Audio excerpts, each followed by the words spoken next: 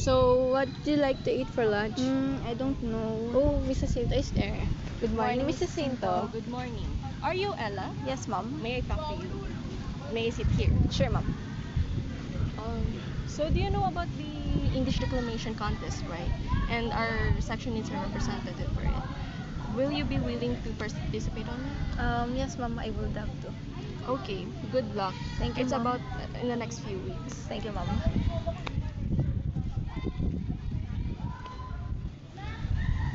Let's go to our classroom now. Let's go. Ella, congrats on being picked. I know you'll do great. Yeah, about that, I don't know if I really can do it. Like, what if I mess up on stage?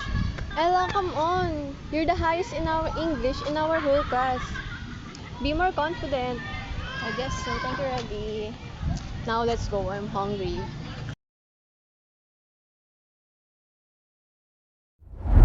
Okay, Ella. This is it. Now remember what I told you. Yes, focus on me and not the audience. Good. What an inspirational piece by Miss Hyun of Section E. Now last but not the least, we introduce the representative turn. of Section Good luck. A, Ella Garcia, with her piece, The One Who Left.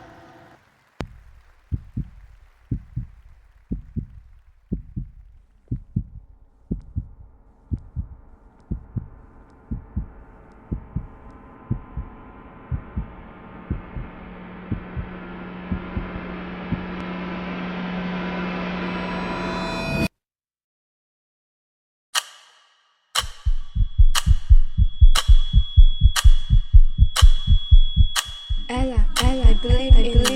You can do this.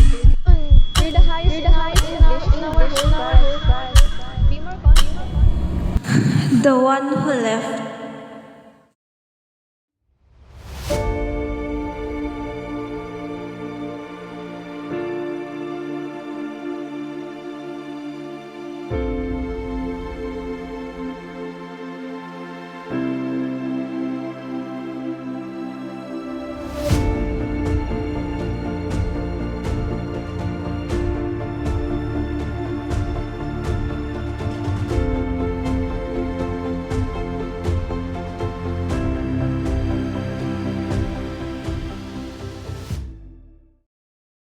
What an excellent and heartbreaking piece from Miss Garcia.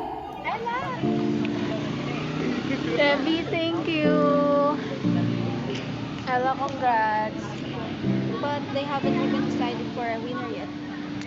You know what? You did great. Winner or not, we and I still gonna be proud of you.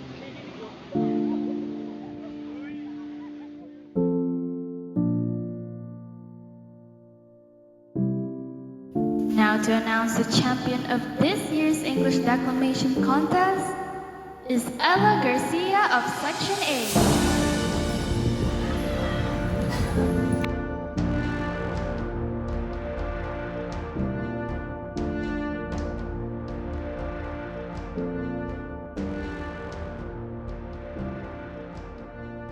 Let's give it up to our champion to present her piece again.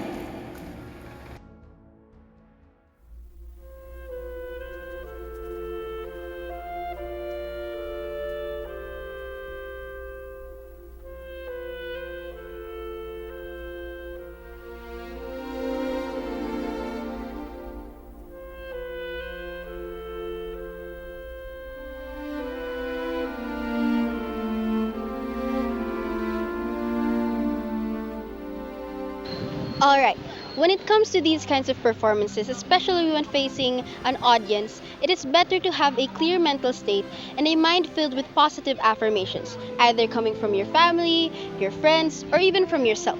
Remember that communicating with other people through declamations or through literature pieces like this requires not only the understanding of yourself, but also their understanding. That's all for the group 2. Thank you and good night.